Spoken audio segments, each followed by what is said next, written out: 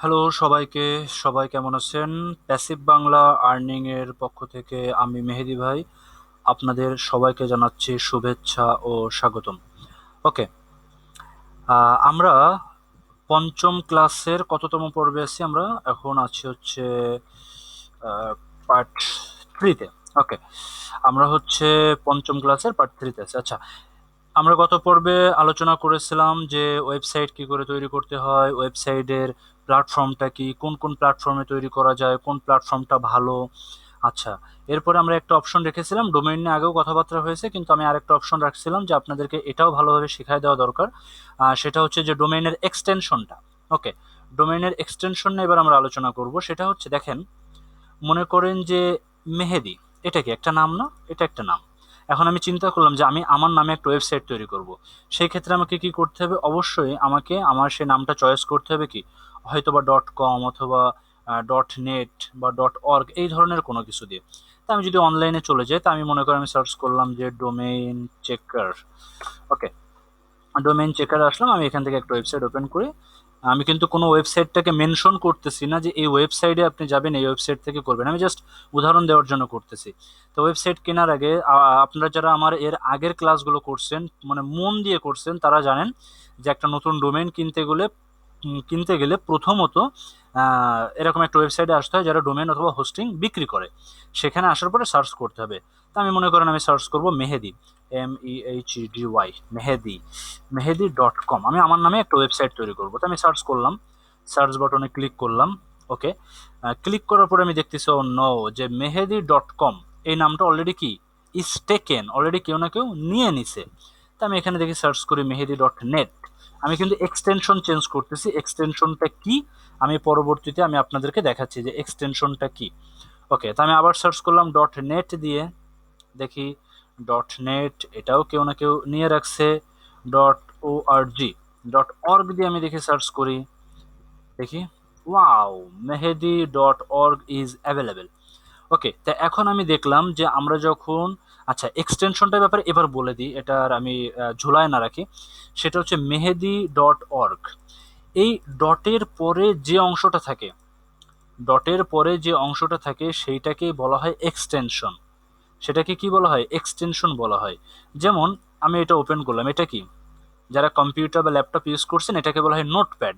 তো আমি নোটপ্যাডে আমি কিছু একটা মনে করেন লেখালেখি করলাম। লেখালেখি করার পর যখনই আমি এটাকে সেভ করব, তখন কি আসবে? এখানে একটা নাম দিতে বলবে। যারা কম্পিউটার বা ল্যাপটপ ইউজ করছেন এর আগে, তারা অবশ্যই আমি এই জিনিসটা জানেন। সেটা মাইক্রোসফট ওয়ার্ড অথবা মাইক্রোসফট এক্সেল অথবা যে কোনো ছবির ক্ষেত্রে, ভিডিওর ক্ষেত্রেও এই জিনিসটা হয়। যেমন আমি এটার নাম দিলাম হয়তো বা ক্লাস, CLASS, ক্লাস।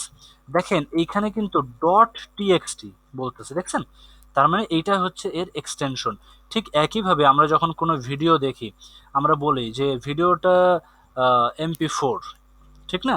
এর ফরম্যাটটা কি? MP4 format. অডিওগুলো হলে কি হয়? MP3 হচ্ছে ফরম্যাটগুলো হয়, ঠিক না? ভিডিওর আরও অনেক ফরম্যাট আছে, আহ, বিভিন্ন ধরনের ফরম্যাট থাকে। ঠিক একইভাবে প্রত্যেকটা ডোমেইনের অথবা প্রত্যেকটা ওয়েবসাইটের শেষে কি থাকে? একটা এক্সটেনশন থাকে। এটাকে বলা হয় এক্সটেনশন। এক্সটেনশন কি কি? জনপ্রিয় এক্সটেনশন হচ্ছে .com। এখন কথা হচ্ছে, ভাই, .com বলতে কি বোঝায়? এটা হচ্ছে কমার্শিয়াল, বিজনেসের বিভিন্ন জিনিসগুলা বোঝানোর ক্ষেত্রে .comটা ব্যবহার করা হয়। কমার্শিয়াল শব্দটার সংক্ষিপ্ত রূপ হচ্ছে .com। আচ্ছা, .netটা কি? .netটা হচ্ছে যারা বিভিন্ন ইন্টারনেট প্রোভাইড করে, যারা বিভিন্ন নেটওয়ার্কিং জিনিসগুলো প্রোভাইড করে, সেটা হচ্ছে .net। আচ্ছা, তাহলে নেটওয়ার্ক সিস্টেম নিয়ে যারা কাজ করে বা নেটওয়ার্কিং নিয়ে যারা প্রোভাইড করে, তারা তাদের ওয়েবসাইটটা বানানোর ক্ষেত্রে কি করবে? তারা .net দিবে। এর দ্বারা কি হবে? খুব সহজেই কিন্তু আপনি, আমি বা আমরা যখন একটা ওয়েবসাইটের শেষে দেখব যে .net দেওয়া, তখন আমরা কিন্তু খুব সহজে বুঝে যাব যে এটা কি, এটা হচ্ছে নেটওয়ার্কিং বিজনেস ধরনের কিছু একটা। আচ্ছা, এরপরে দেখেন আছে কি .org। .orgটা বলতে বোঝায় অর্গানাইজেশন। যেমন আমি যদি একটা উদাহরণ দিই আপনাদেরকে, আপনারা দেখলে বুঝতে পারবেন।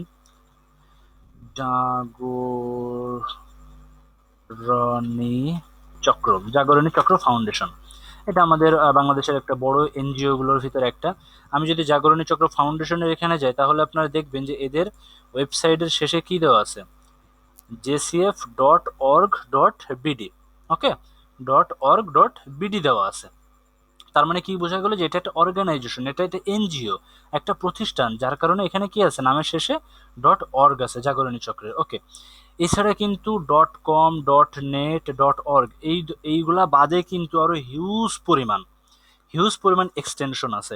কথার কথা, আপনি চিন্তা করতেছেন যে আপনি অনলাইনে কিছু একটা কেনাকাটা করার জন্য একটা ওয়েবসাইট বানাবেন। অনলাইনে আমরা বিভিন্ন মানুষ কেনাকাটা করে না, ঠিক সেই ধরনের আপনি একটা ওয়েবসাইট তৈরি করবেন।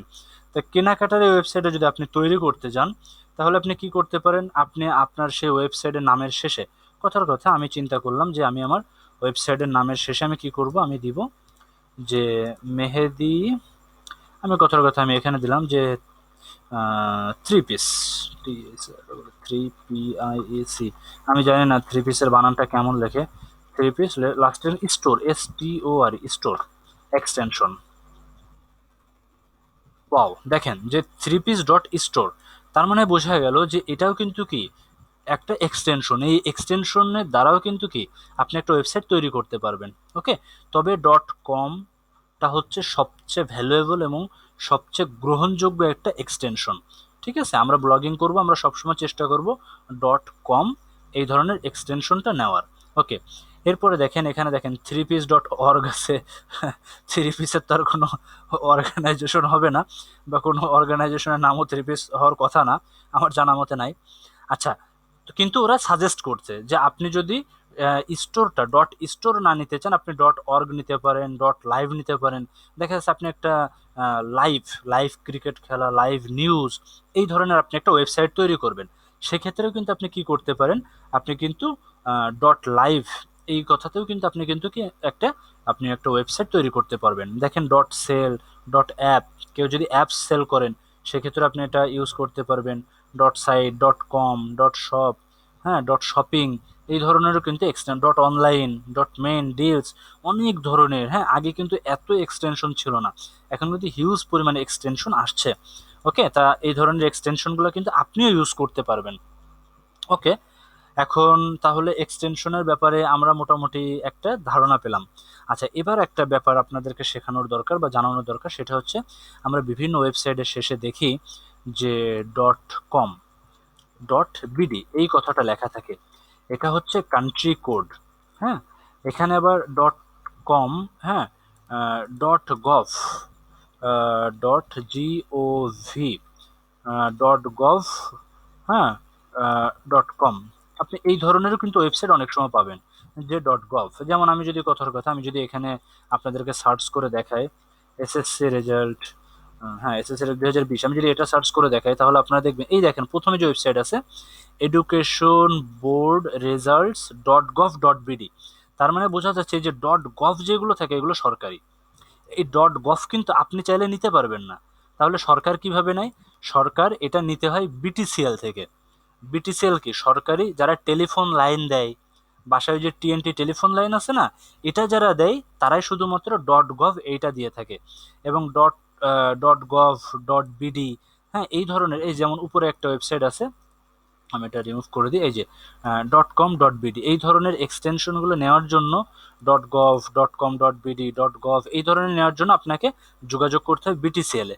আপনি খেয়াল করে দেখবেন, যদি ইন্ডিয়ান কোনো ওয়েবসাইট হয় তাহলে বিডির বদলে এখানে থাকবে ইন, যদি অস্ট্রেলিয়ার কোনো ওয়েবসাইট হয় থাকবে AU, যদি কানাডার কোনো ওয়েবসাইট হয় থাকবে CA, যদি লন্ডনের কোনো ওয়েবসাইট হয় তাহলে থাকবে UK, ইউনাইটেড কিংডম।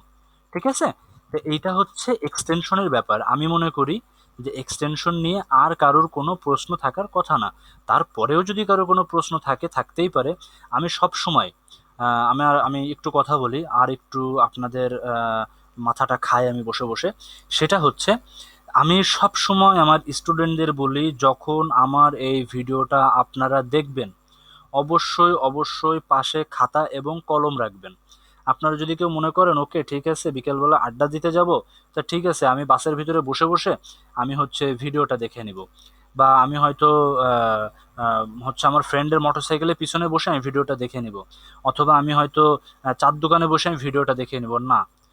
প্রত্যেকটা জিনিসের যতনে রতন মেলে। আপনি যখন খুব যত্ন সহকারে মন দিয়ে আপনি যখন এই ক্লাসটা করবেন, তখনই কিন্তু আপনি এর থেকে একটা ফল পাবেন।